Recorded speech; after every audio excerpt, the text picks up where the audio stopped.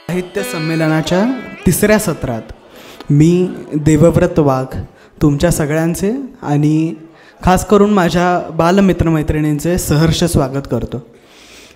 मित्रांनो, गोष्ट ऐकायला सगळ्यांना आवडते ना?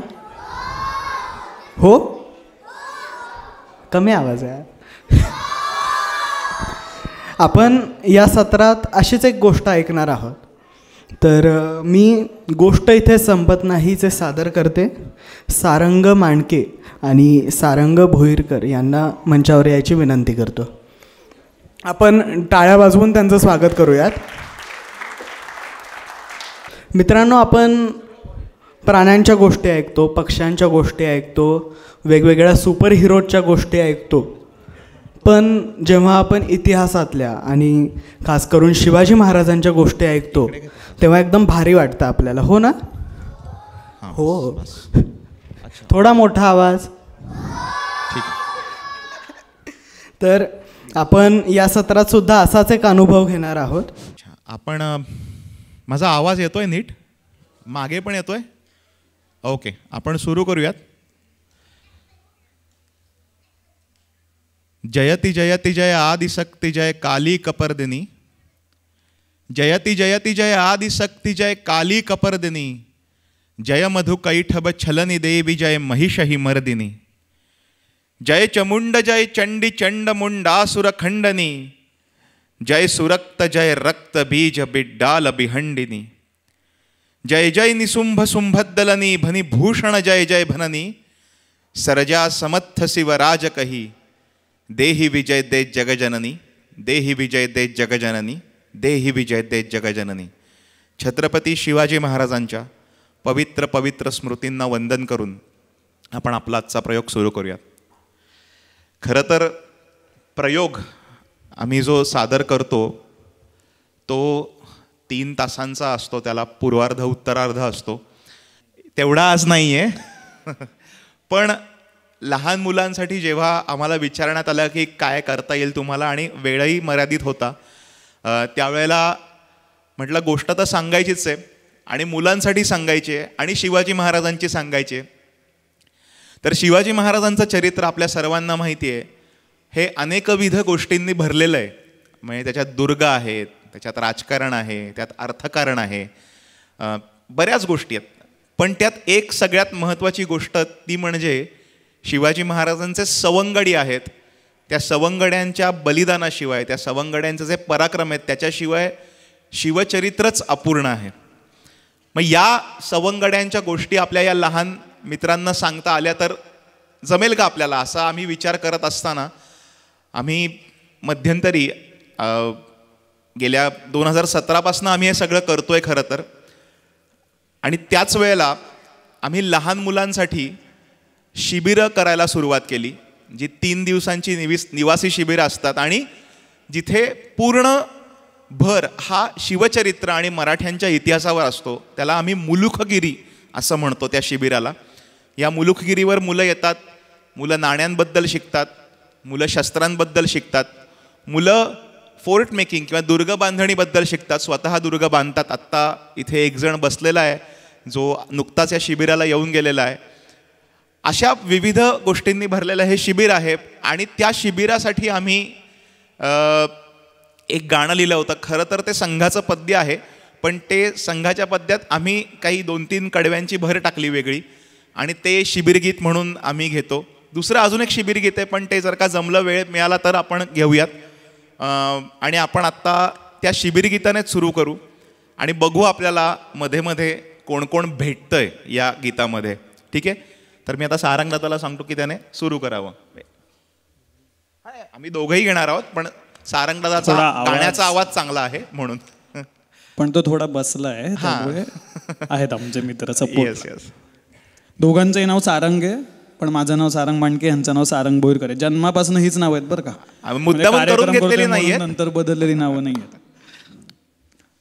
गाणं तुम्हाला सगळ्यांना माहिती आहे, आवडीचं आहे. गाण्याच्या मध्ये मध्ये गोष्टी येणार आहेत आणि मला लहान मुलं थोडी कमी दिसत आहेत, पण मोठ्यांसाठी पण गाणं आहे.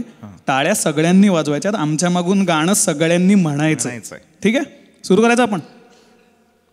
आम्ही गड्या डोंगरचे राहणार, आम्ही गड्या डोंगर चाकर शिवबाचे होणार. आवाज मुलांनो, आम्ही गड्या डोंगरचे राहणार, चाकर शिवबाचे होणार. निशाण भगवे भूवर फडके, निशाण भगवे भूवर फडके, शत्रूचे मग काळीज धडके.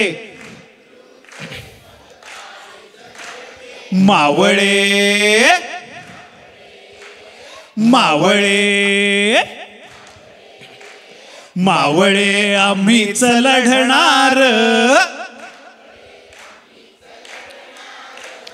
चाकर शिवबाचे होणार. पुढच्या कडव्याला मला आवाज हवाय बरं का जास्त. आता सारंग दादा पुढचं कडवं घेऊन गोष्ट सांगणार आहे, तेव्हा पुढच्या कडव्याला आवाज हवाय एवढं नक्की. आवाज खूप कमी येतोय, लहान मुलांचा आवाज मोठा पाहिजे. आली आहेत का लहान मुलं? काय एवढा आवाज काय अर्थ आहे? काय याला घसा बसला पाहिजे. उद्या शाळेला सुट्टी हवी असेल तर घसा बसवा आज. चला ठीक आहे. आम्ही गड्या डोंगरचे राहणार,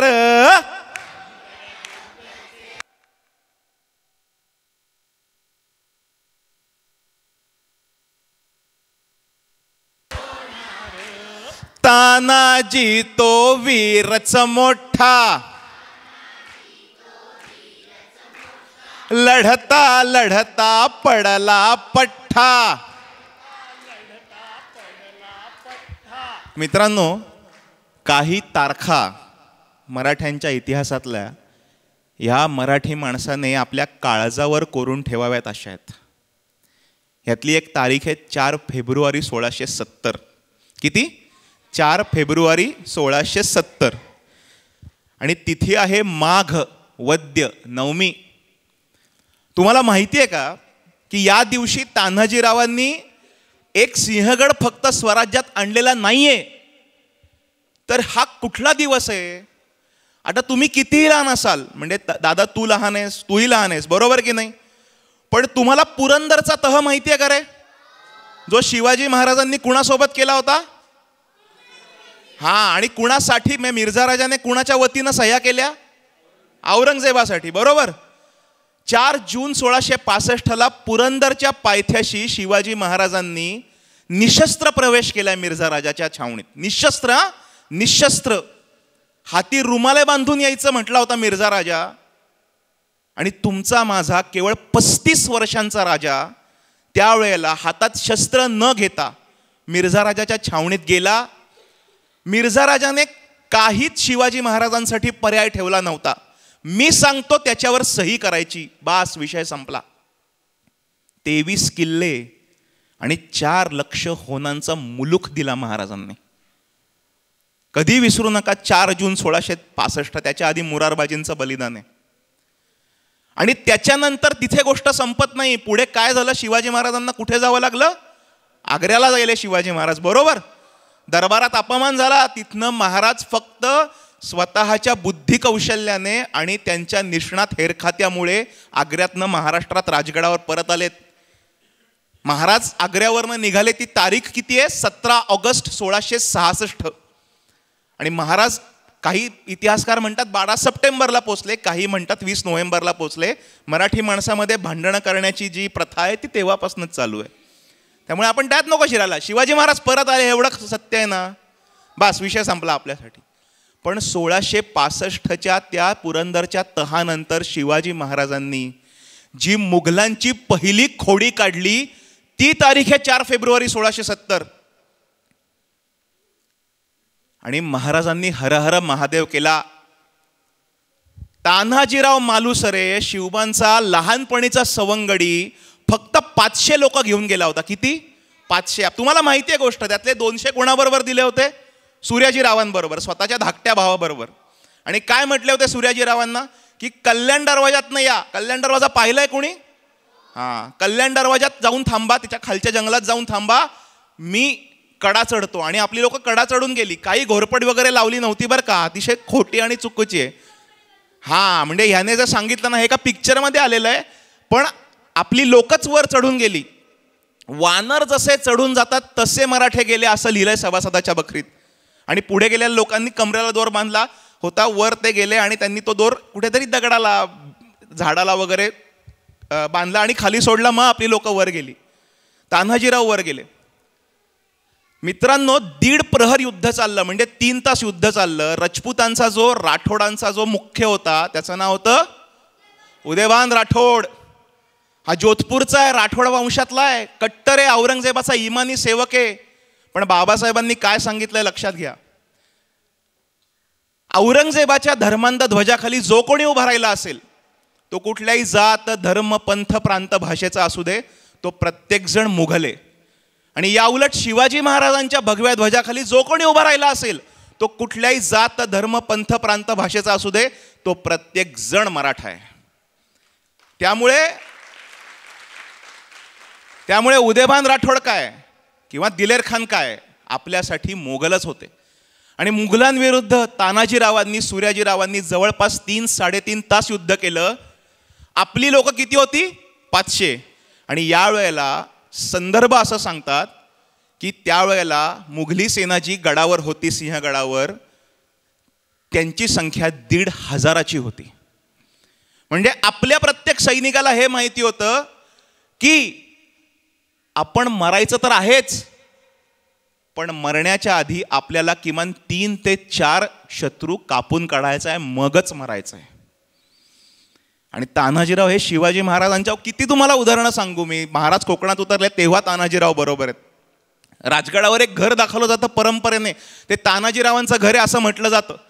इतका जुना संबंध आहे महाराजांचा. आणि महाराज ज्या वेळेला ही मुघलांविरुद्ध खोडी काढायची म्हणून महाराजांनी ठरवलं 70 साली, तेव्हा सिंहगडाचा जेव्हा कुठला गड पहिला घ्यायचा तर सिंहगड पहिला घ्यायचा. त्यावेळेला तान्हाजीराव म्हणाले, महाराज मी गड घेणार, म्हणून मी जातो सिंहगड घ्यायला. आणि मित्रांनो, मी तुम्हाला पुढची गोष्ट सांगतो, आपल्याकडे वेळ कमी आहे, पण सांगायचा मुद्दा हा आहे, तुम्ही लक्षात ठेवा माझ्या सगळ्या लहान मित्रांनो. ती जी खोडी काढली मुघलांची, ते युद्ध जे सुरू झालं ते कधी संपलं माहिती आहे? याच्यानंतर महाराजांचा 4 वर्षांनी झाला राज्याभिषेक. 6 वर्षांनी महाराज गेले 1680 साली, तेव्हाही ते युद्ध संपलं नाही. त्यानंतर संभाजी महाराज गादीवर आले. संभाजी महाराज ज्यावेळेला गादीवर आले त्याच साधारण त्यावेळेला औरंगजेब महाराष्ट्रात 5 लाखाची फौज घेऊन आलाय. 1686ला त्याने आदिलशाही संपवली, 87ला औरंगजेबाने कुतुबशाही संपवली, 89ला त्याने मराठ्यांचा दुसरा छत्रपती मारला, तेव्हाही ते युद्ध संपलं नाही. 1700 साली राजाराम महाराज त्याच सिंहगडावर गेले, तरी ते युद्ध संपलं नाही.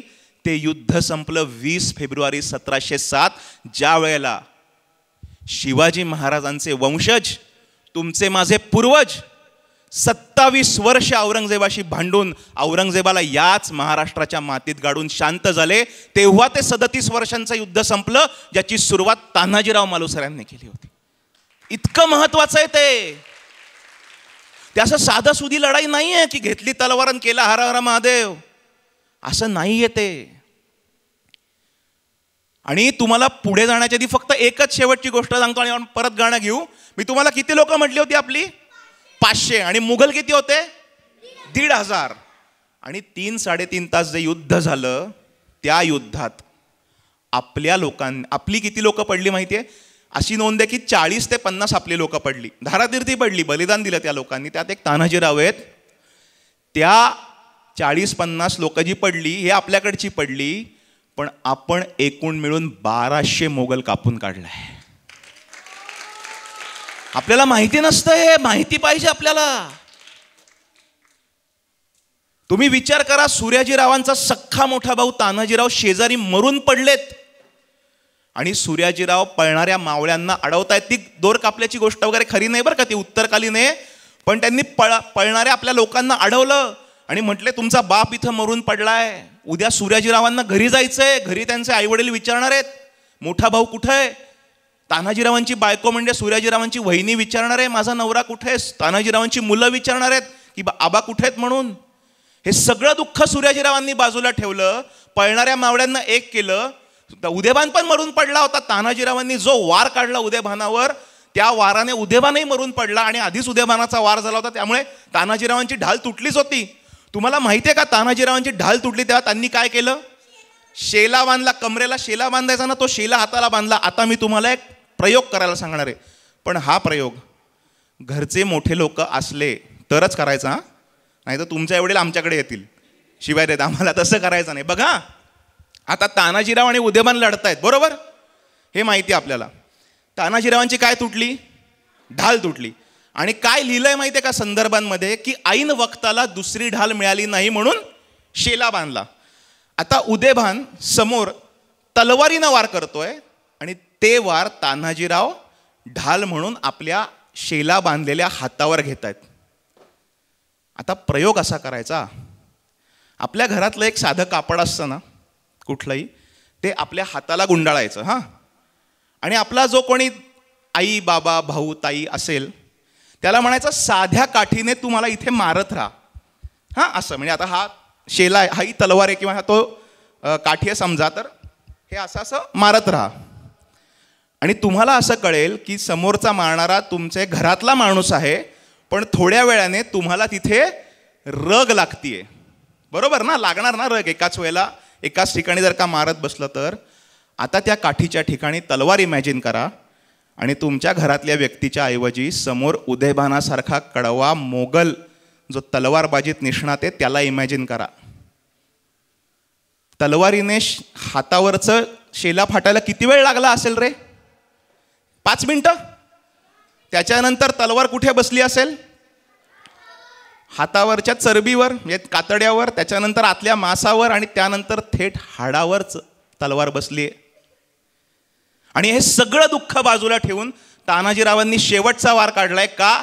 कारण महाराज मी गड घेऊन येणार आहे, ही आपल्या मित्राला आपण दिलेलं वचन आहे. राजा बसलाय तिथे राजगडावर, खुण्याची गंजी कधी पेटते ते बघायला. नवमीच्या रात्री महाराज तुम्ही सिंहगडाकडे डोळे लावून बसा. महाराज बसले होते आणि सूर्याजीरावांना हे माहिती होतं की आपला मोठा भाऊ हे वचन देऊन आलेला आहे, आपल्या राजाला ते वचन पूर्ण करायची जबाबदारी आपली आहे. आणि अशा वेळेला पळणारे मावळे त्यांनी गोळा केलेत आणि परत युद्धाला सुरुवात झाली आहे. तर पुढे असं लिहिलंय, मराठ्यांचा आवेश इतका होता की तो आवेश बघून यांच्या तलवारीखाली येण्याच्या ऐवजी राजपूत सैनिक कड्यावरनं उड्या टाकून मेलेत. आणि म्हणून हे इथे लिहिलंय, तानाजी तो वीरच मोठा. आवाज पाहिजे आता. लढता लढता पडला पठ्ठा, परी नाही परी नाही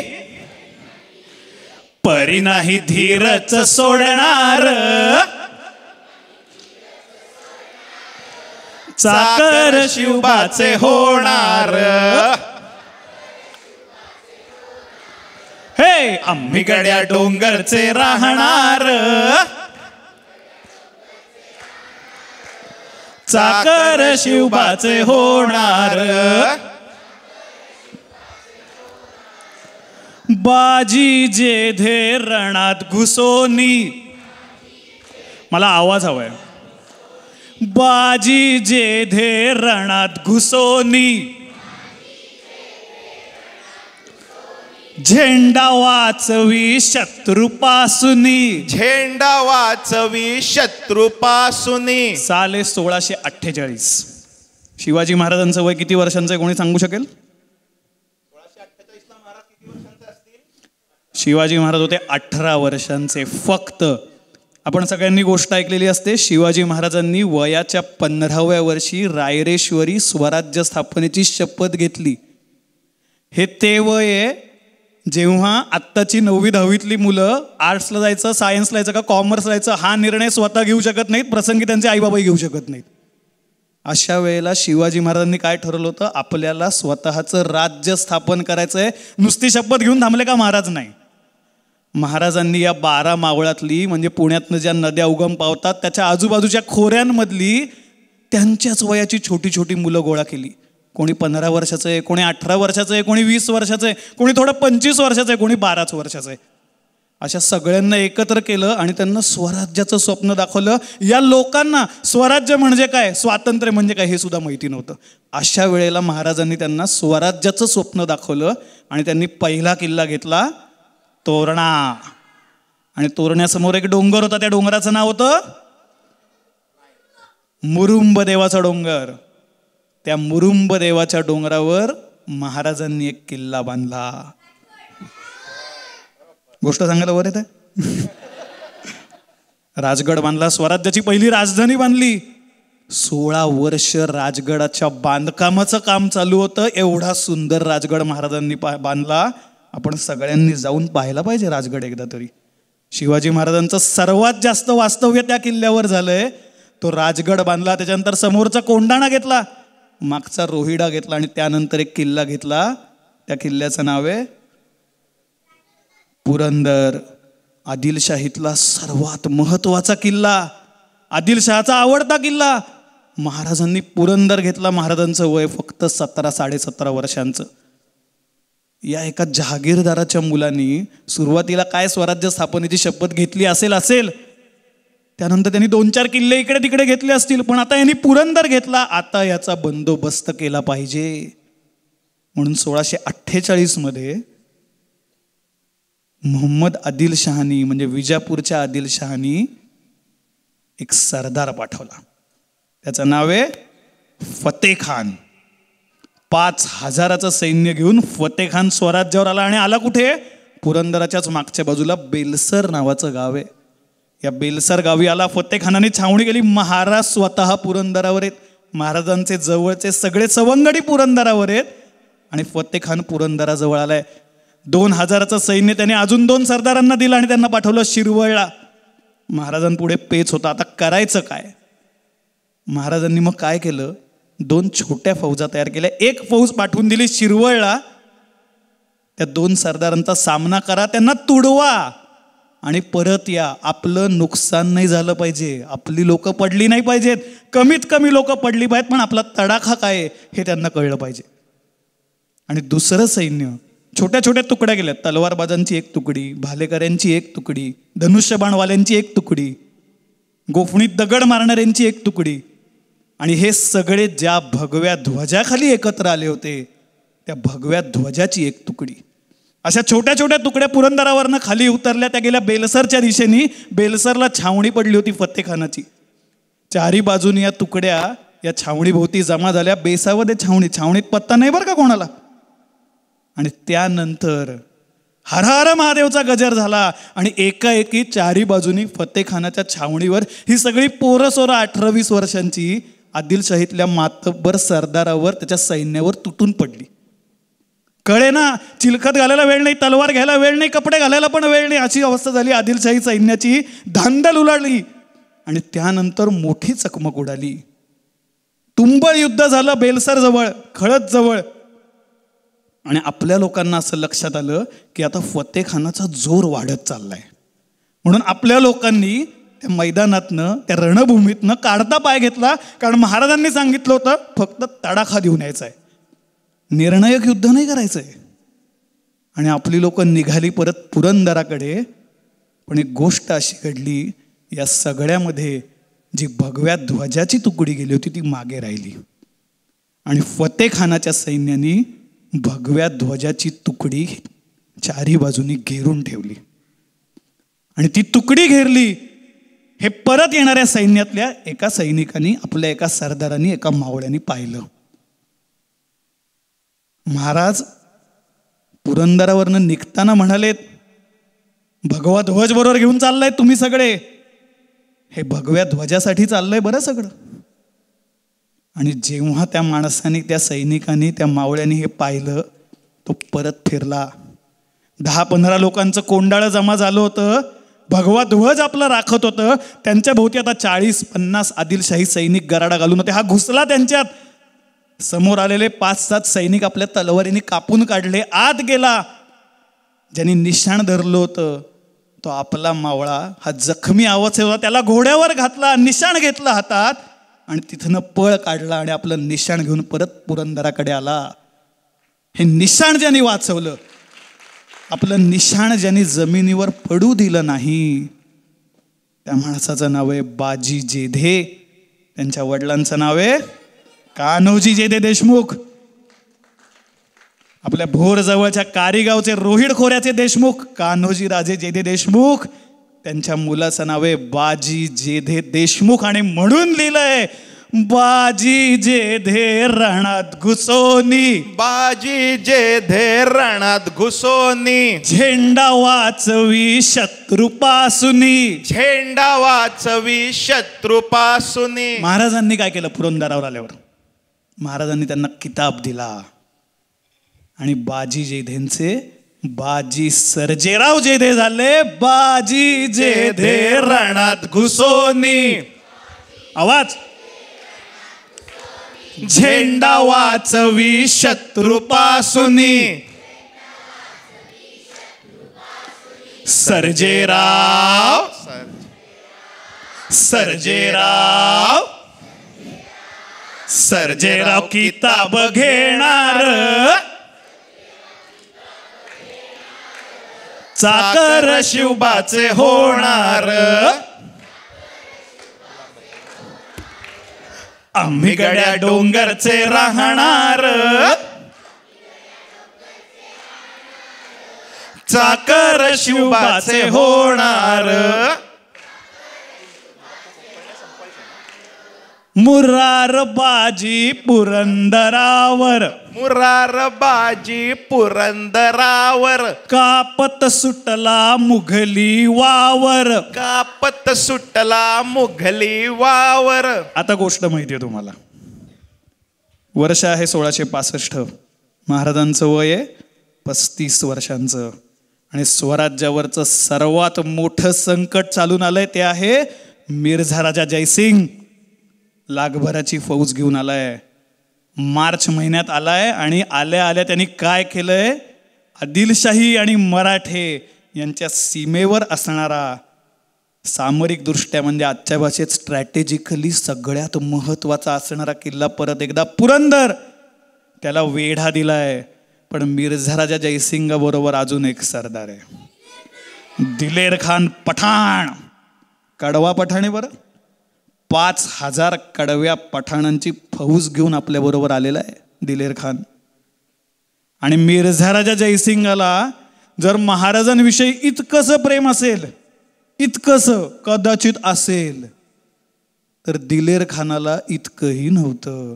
दिलेर खानाला महाराजांना मारायचंच होतं, त्यांना मराठ्यांचं राज्य संपवायचंच होतं. औरंगजेबाने कदाचित त्याला तसं सांगून पाठवलेलंच होतं. दिलेर खान आलाय, त्याच्याबरोबर 5000 कडवे पठाणे. 2 महिने वेढा चाललाय. सुरुवातीला वज्रगड पडलाय. दिलेर खान आणि मिर्झा राजा जेव्हा असे समोर उभे राहिले, तुम्ही कधी गेलात का पुरंदरला? पुरंदराला एक जोड किल्ला आहे, त्याचं नाव आहे वज्रगड. असे समोर उभे राहिले तर त्यांना कळलं जर पुरंदराचा गळा घोटायचा असेल तर आपल्याला आधी वज्रगड घ्यावा लागेल. वज्रगड घेतला तर पुरंदराचा गळा सहज आपल्या हातात येईल. आणि दिलेर खानाने 3 अजस्त्र तोफा या वज्रगडावर चढवल्या.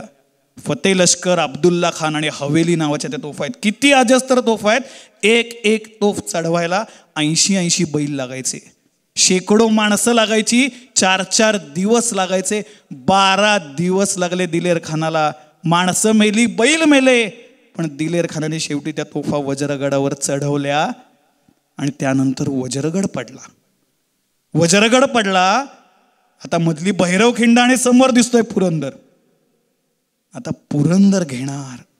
हे सगळं पुरंदरावर नामजाद असलेले किल्लेदार म्हणत नाहीये मी, पुरंदरावर नामजाद असलेले आपले अधिकारी जे 9 वर्षापूर्वी स्वराज्यात आलेत. त्यांचं नाव आहे मुरारबाजी देशपांडे. शिवाजी महाराजांनी जेव्हा जावळी घेतली तेव्हा त्या जावळीचा दरवाजा एक तलवारीचा बहादर लढवत होता. त्याची तलवारबाजी बघून स्वतः महाराज पुढे आले आणि ते म्हणले, अरे तुझी तलवार तू स्वराज्याला अर्पण कर, तुझ्यासारख्या लोकांची स्वराज्याला गरज आहे. तेव्हा मोऱ्यांकडून हा तलवारीचा बहादर स्वराज्यात आला. त्याचं नाव आहे मुरारबाजी देशपांडे. आणि आता मुरारबाजी देशपांडे एप्रिल-मे 1665 पुरंदराच्या वेढ्यात, मिर्झा राजाच्या वेढ्यात आहेत. किल्ल्यावरनं बघतायत मुघलांनी थैमान घातलंय. मुघल फक्त पुरंदराला वेढा लावून थांबले नव्हते, त्यांनी त्यांच्या इतर फौजा स्वराज्यावर पाठवल्या होत्या. काही फौजा लोहगडावर गेल्या, काही फौजा थेट राजधानी राजगडाच्या पायथ्याशी असलेल्या गुंजवणे गावात गेल्या. म्हणजे राजाच्या इतक्या जवळ आता मुघल जाऊन पोहोचले. काहीतरी केलं पाहिजे. पुरंदराचा वेढा सुरू आहे. स्वतः मिर्झा राजा आणि दिलेर खान वेढ्याचं काम बघतायत. आणि एक दिवस उजाडला. दिलेर खानाने तयारी सुरू केली. कशाची तयारी सुरू केली? सुलतान ढवाची तयारी सुरू केली. म्हणजे काय? त्याने आपले 5,000 कडवे पठाण बरोबर घेतले आणि आता त्यांच्या देवाचं म्हणजे अल्लाचं नाव घ्यायचं आणि एकदाच गडावर मोठा हल्ला बोलायचा. याची तयारी भैरवखिंडीत जेव्हा दिलेर खानाने सुरू केली, वर्ण मुरारबाजींनी हे पाहिलं. आता लढाई निर्वाणीची आहे. आता हे कडवे पठाण 5,000 लोक हातात तलवारी, भाले, इतर शस्त्र घेऊन पुरंदराचा बालेकिल्ला घ्यायला यायला लागलेत. आता कदाचित पुरंदर पडेल, पण असाच द्यायचा का आपल्याला पुरंदर? नाही.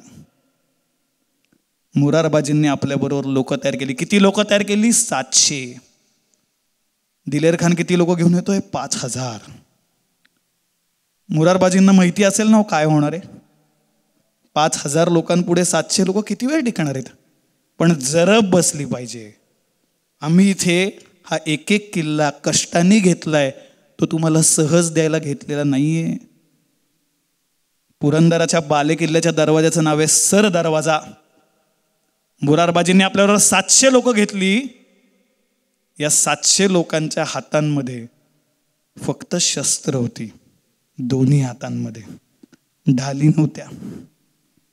कारण हे लोक का चालले होते खाली?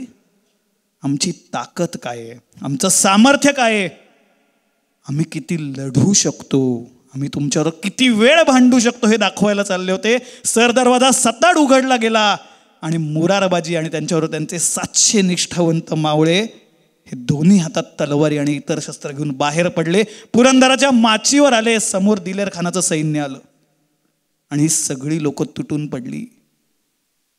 1.5 तास चाललं असेल युद्ध, त्याच्यापेक्षा जास्त चाललंही नसेल.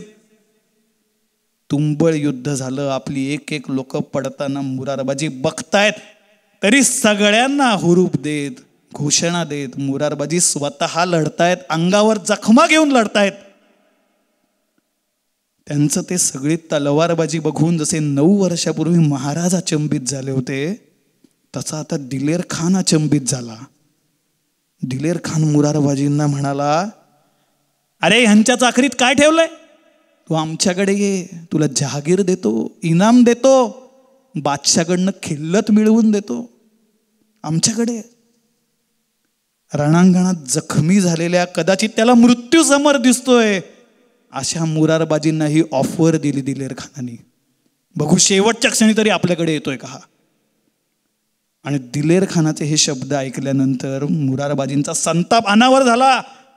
डोळ्यात राग प्रचंड होता, लालबुंद झाले होते मुरारबाजी. आणि त्याला काय म्हणले, अरे तुझ्या बादशाचा कौल घेतो की काय? असं म्हणून मुरारबाजी आपल्या समोर ते सैनिक कापत कापत दिलेर खानाच्या दिशेने जायला लागले. दिलेर खानाला ही क्षणभर भीती वाटली असेल. अरे हे काय रौद्र रूप आहे, अशी कशी माणसं तयार केली यांनी? ही यांच्या राजाच्या एका शब्दावर सहज मरायला तयार होत आहेत. ही विकत घेता येण्यासारखी माणसं नाही आहेत. आणि दिलेर खानाने मग आपल्या धनुष्यात बाण चढवला. तो बाण मुरारबाजींच्या दिशेने सोडला आणि तो थेट त्यांच्या कंठात घुसला. आणि त्या पुरंदराच्या माचीवर मुरारबाजी तिथेच धारातीर्थी पडले. सगळ्यात महत्वाचा बोल,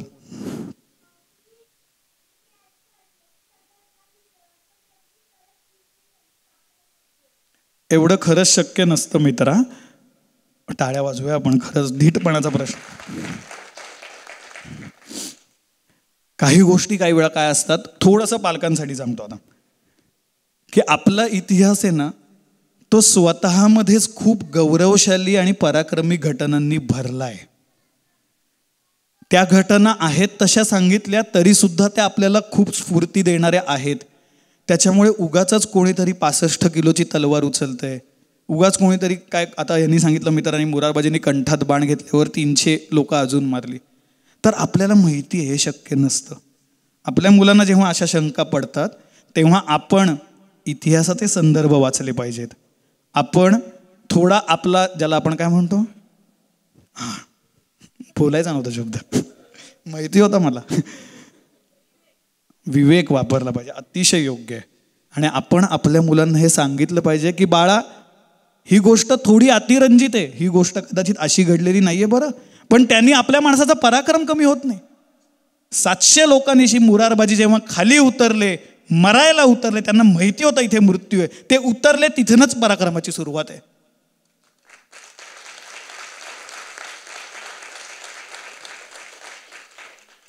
धडकी भरवली दिलेर खानाला पुढचे 10 दिवस कदाचित मुरारबाजीत स्वप्नात आले असतील. आणि त्याच्याहून पुढची गोष्ट काय महत्वाची आहे, मुरारबाजी पडले, महाराज तहाला आले, तरी सुद्धा पुरंदर लढतोय. आणि पुरंदरावरचे आपले मावळे काय सांगतायत, एक मुरारबाजी पडले तो काय झाले, आम्ही अजून तैसेच आहोत. हे आपली लोक म्हणतायत. ही काय लोक घडवली आहेत आपल्या राजांनी. आणि म्हणून म्हणलंय, मुरारबाजी पुरंदरावर,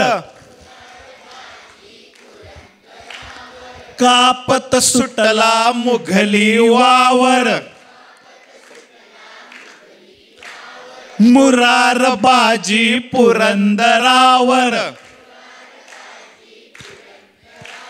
कापत सुटला मुघली वावर. मोडितो मोडितो मोडितो मोडितो मोडितो दिलेरचा तोरार. मोडी, आवाज थोडा. चाकर शिवबाचे होणार. हे आम्ही गड्या डोंगरचे राहणार. चाकर शिवबाचे होणार. कोपळच्या त्या रणांगणात उभा नागोजी हत्ती पुढ्यात. कोपळच्या त्या रणांगणात उभा नागोजी हत्ती पुढ्यात.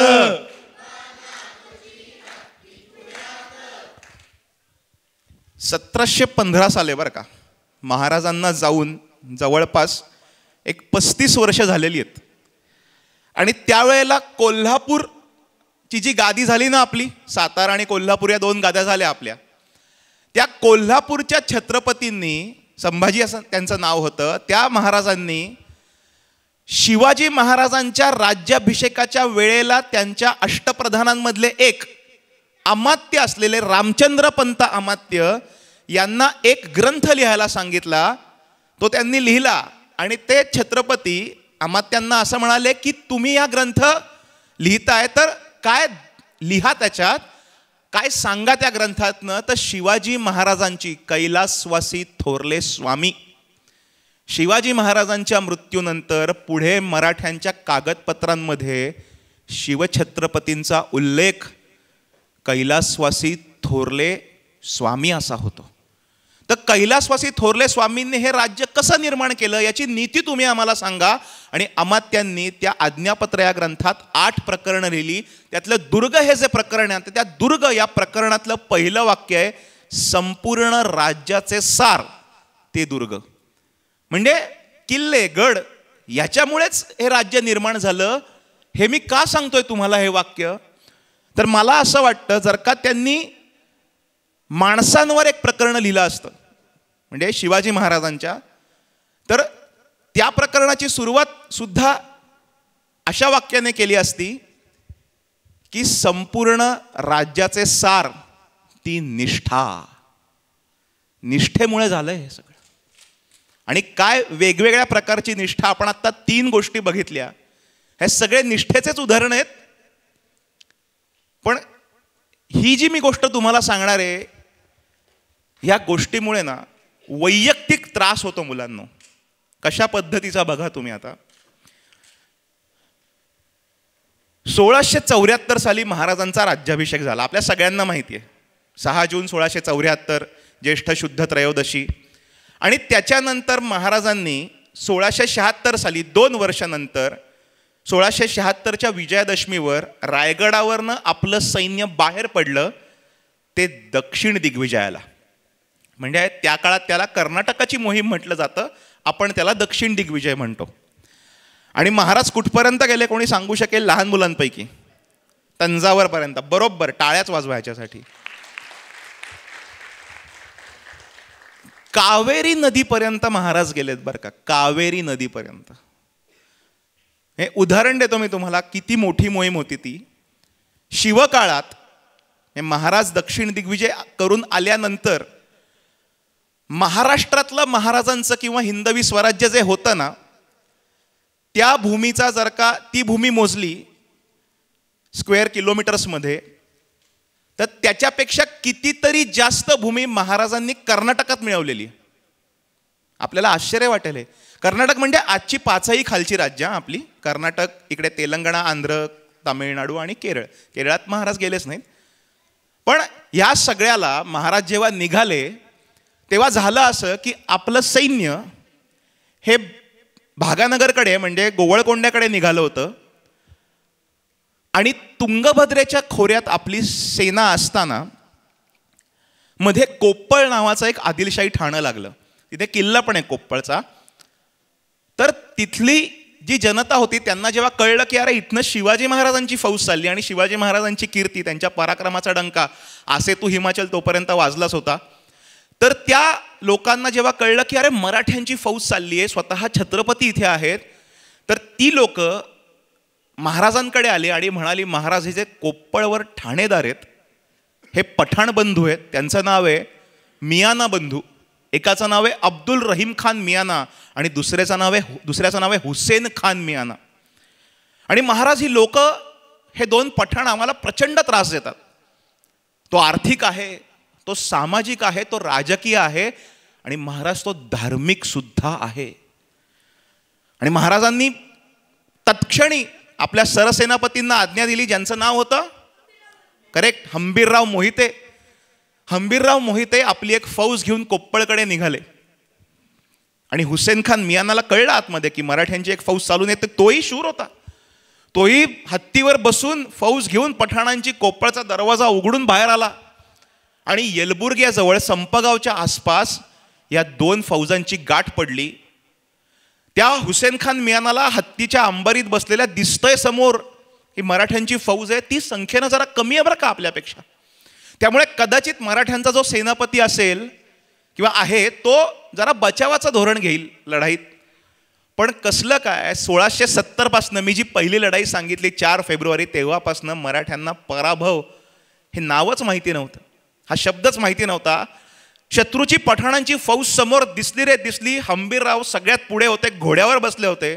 तलवार उपसली आपल्या सरसेनापतींनी, सरनौबतांनी आणि हर हर महादेव केलं. आणि मराठ्यांची फौज पठाणांच्या फौजेवर पुढच्या काही क्षणात भयंकर त्वेषाने तुटून पडली आणि एकच लांडगेतोड सुरू झाली.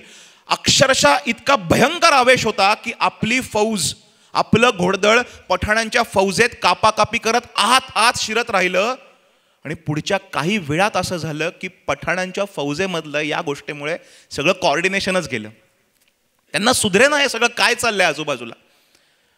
आणि ह्यामुळे त्यांची माणसं खूप पडायला लागली. ती संख्या जशी वाढायला लागली, ज्याला कॅज्युअलिटीज म्हणतात, ती वाढायला लागली. आणि हुसेन खान मियाना बहुतेक वाटच बघत असावा, त्याने सगळ्यात पहिली महत्त्वाची गोष्ट केली ती म्हणजे त्याने हत्ती फिरवला आणि तो कोप्पळकडे पळायला लागला. पण तो हत्तीवरनं पळतोय हे आपल्या फौजेतल्या एका सैनिकाने बघितलं, एका मावळ्याने बघितलं. तो घोड्यावर स्वार होता आणि त्याच्या तळपायची आग मस्तकाला गेली. का? कारण हा माणूस इथल्या लोकांना त्रास देतोय, हा पकडला गेला पाहिजे, हा हातातनं सुटता कामा नये. हा त्या किल्ल्यात जाऊन बसला तर परत त्रास सुरूच राहणार आहेत. म्हणून त्याने गर्दीतनं आपला घोडा बाहेर काढला. बघा, गर्दीतनं आपला घोडा बाहेर काढला आणि तो त्या हत्तीच्या मागे दौडायला लागला. आणि एका क्षणी त्याने तो घोडा हत्तीला आडवा घातला आपला. हुसेन खान मियानाला समोर आपला मृत्यू घोड्यावर बसलेला दिसत होता.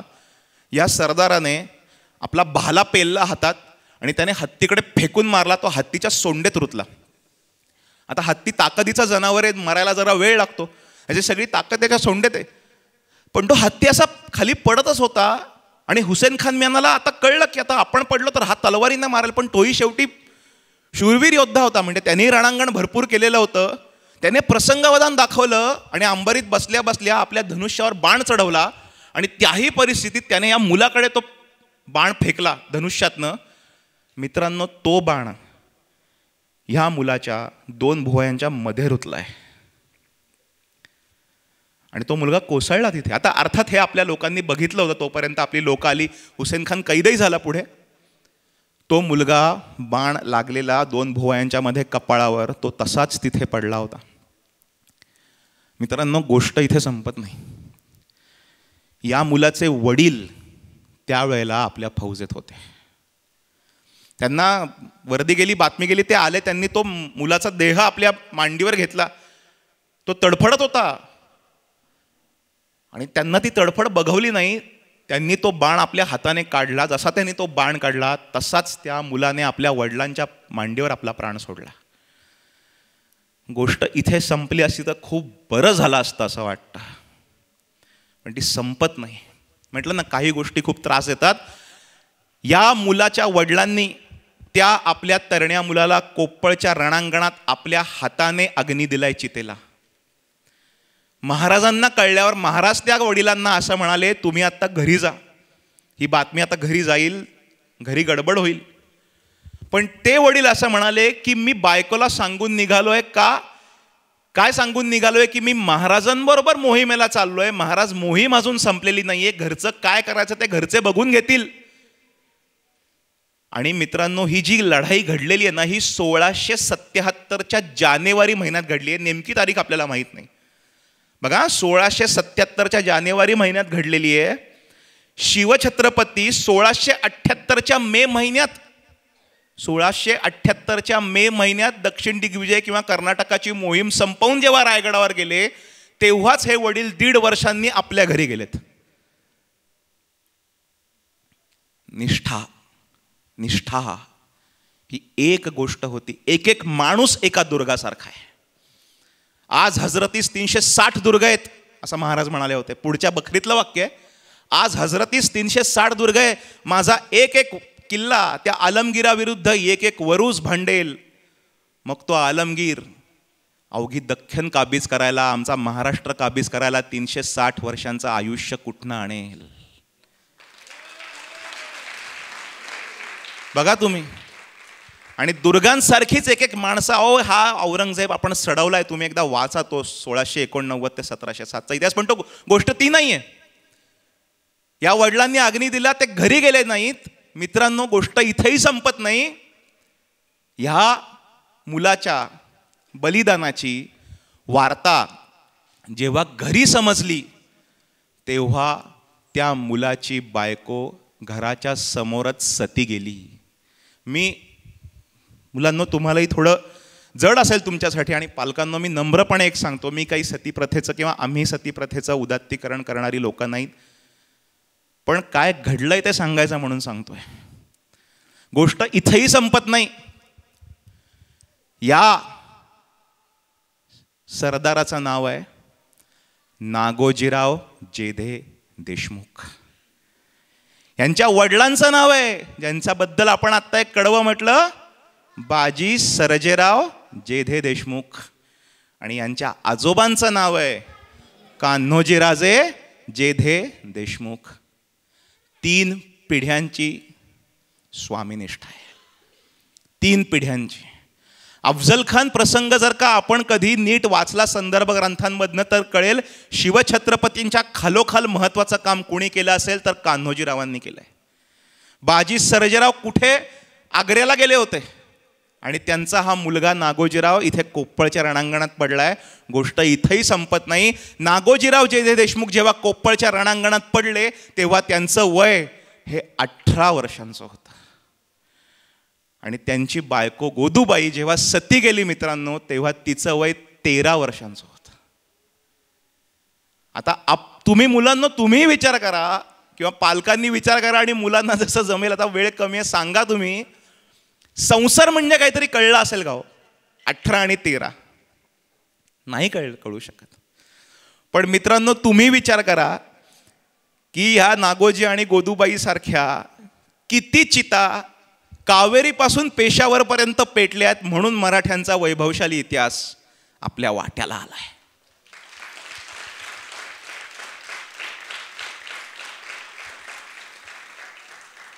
आणि एका शब्दासाठी, शिवछत्रपती या एका शब्दासाठी ही लोक हे सगळं करून बसली आहेत. आणि त्याच्याहीपेक्षा जर काही महत्त्वाचं असेल तर हिंदवी स्वराज्य हा कॉज आणि भगवा ध्वज यासाठी हे सगळं केलेलं आहे. गोष्ट इथेही संपत नाही. त्या कोप्पळच्या, त्या जेध्यांच्या कारीच्या वाड्याच्या पुढेच या गोदूबाईंचं सतीचं वृंदावन आहे. मी, सारंग आणि आमचा अजून एक मित्र महेश, आम्ही 2018 साली त्या सतीच्या वृंदावनासमोर आत्ताचे जेध्यांचे जे वंशज आहेत इंद्रजित दादा, त्यांच्यासोबत असंच जरा बोलत होतो या प्रसंगाविषयी. ते म्हटले, अहो तुम्हाला अजून एक गोष्ट माहिती नाही सारंगराव. ते म्हटले, जेव्हाही प्रसंग घडला तेव्हा गोदूबाईंच्या माहेरी बातमी गेली की आपला जावई गेला बाबा, तर आता मुलीला आणलं पाहिजे आपल्या घरी. म्हणून त्यांचा भाऊ कारीकडे यायला निघाला. तर कारीच्या वेशीवर असताना त्याला कळलं, रे आपली बहीण सती गेलीये. तर घरी आई वडिलांना काय सांगायचं हे त्याला समजलं नाही आणि त्या दुःखात त्याने तिथे आत्महत्या केली.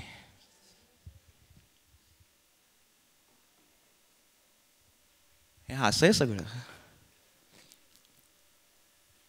आणि गोष्ट इथे संपली असती तर बरं झालं असतं असं मला वाटतं. बघा मित्रांनो, लहान मुलांनो, मी काय सांगतो ते नीट ऐका आणि हे विसरू नका कधी. मला बऱ्याचदा असं वाटायचं की हे नागोजीराव कसे दिसायला असतील, कारण आपल्याकडे काही चित्र नाहीत. आहे ते शिवाजी महाराजांचं, संभाजी महाराजांचं चित्र आहे, पुढे मोठ्या मोठ्या सरदारांचे, पण त्या काळातल्या कोणाचं नाही आहे. आणि तो विचार, तो प्रश्नाचा मनात कुठेतरी होता आणि झाला असं. ऑफिसमध्ये काम करत बसलो होतो मी, तारीखही विसरले, 3 एप्रिल का 4 एप्रिल 2018 ही तारीख होती. आणि आपण असं काम करता करता लॅपटॉपवर बातम्या बघतो ना, NDTV, ABP माझा वगैरे, तसं मी NDTV लावला आणि मला असं दिसलं की एक न्यूज फ्लॅश होतीये की काश्मीरमध्ये अतिरेक्यांशी लढताना आपला एक जवान धारातीर्थी पडला होता आणि त्याचं ते तो बलिदान झालेला देह त्या कॉफिनमध्ये ठेवून तो त्याच्या गावात आणलं जात होतं. आणि ते सगळं शूट होत होतं, ते दाखवत होते लाईव्ह. आणि मग तो तिरंग्यात लपेटलेला त्याचं ते कॉफिन, ती शवपेटिका खाली काढली गेली. तो झेंडा एका पद्धतीने गुंडाळण्यात आला, लष्करी ती पद्धत असते आपल्याला माहिती आहे. आणि मग कॉफिन उघडली गेली, शवपेटिका उघडली गेली, त्या चेहऱ्यावर कॅमेरा गेला आणि तत्क्षणी मला नागोजीराव जेधे दिसले. कारणही सांगतो. हा जो मुलगा गेला, हा जो जवान भारतासाठी गेला होता कारगिलमध्ये, यांचं नाव शुभम मस्तापुरे, आपल्या परभणीतल्या कोनेरवाडीचे राहणार आहे. आणि खोटं वाटेल आपल्याला, ही कारगिलमधली त्या जवानाची पहिली पोस्टिंग होती. त्याचं वय 19-19.5 वर्षांचं होतं. आणि पुढचं दृश्य तर मी कधी आयुष्यात विसरू शकत नाही. त्यांना सरणावरती ठेवण्यात आलं, लष्करी इतमामात अंत्यसंस्कार झाले, पण त्याचे ते जे त्यांच्या रेजिमेंटचे, बटालियनचे जे त्याचे मित्र असतात, त्याचे सहकारी असतात, तो झेंडा त्या बँडच्या तालावर पावलं टाकत त्याच्या आईजवळ गेले. आणि ज्या शवपेटिकेत त्याचं प्रेत झेंड्यात गुंडाळून आणलं होतं, तो झेंडा त्यांच्या आईच्या हातात जेव्हा दिला तेव्हा ती माऊली कोसळली अक्षरशः. तिथे मला नागोजीरावांची आई दिसली आणि शेजारी आमचे बाजी सर्जेराव दिसले. हा इतिहास एवढा मोठा आहे आणि दुर्दैव आहे तो अजून चालूच आहे. शुभम मस्तापुरे असतील, आमचे मेजर संदीप उन्नीकृष्णन असतील, कौस्तुभ राणे असतील, संतोष महाडिक असतील, किती लोक आहेत. पण यांचं बलिदान आपण विसरता कामा नये, कधीच विसरता कामा नये. म्हणून इतिहास वाचायचा आहे, आपल्या राष्ट्रासाठी, राष्ट्रीय चारित्र्य घडवण्यासाठी वाचायचं आहे. आणि म्हणून हे लिहिलंय, कोप्पळच्या त्या रणांगणात, कोप्पळच्या त्या रणांगणात उभा नागोजी हत्ती पुढ्यात, कोप्पळच्या त्या रणांगणात उभा नागोजी हत्ती पुढ्यात, सोंडतो सोंडतो सोंडतो सोंडतो सोंडतो भाल्याने फोडणार चाकर शिवबाचे होणार. हे आम्ही गड्या डोंगरचे राहणार चाकर शिवबाचे होणार. जिजाऊ आई भवानी आमुची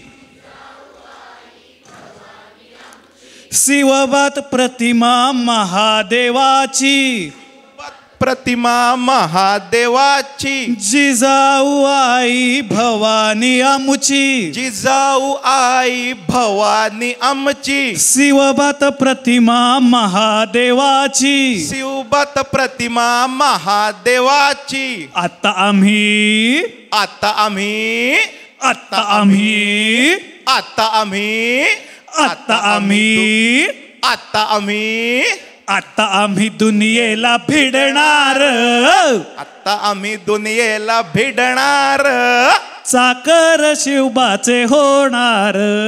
चाकर शिवबाचे होणार. हे आम्ही गड्या डोंगरचे राहणार चाकर शिवबाचे होणार. हे आम्ही गड्या डोंगरचे राहणार आम्ही गड्या डोंगरच आवाज चाकर शिवबाचे होणार. आम्ही गड्या डोंगरचे राहणार चाकर शिवबाचे होणार. चाकर शिवबाचे होणार. चाकर शिवबाचे होणार. हर हर जय भवानी. जय शिवाजी. छत्रपती शिवाजी महाराज की जय. भारत माता की जय. धन्यवाद. धन्यवाद.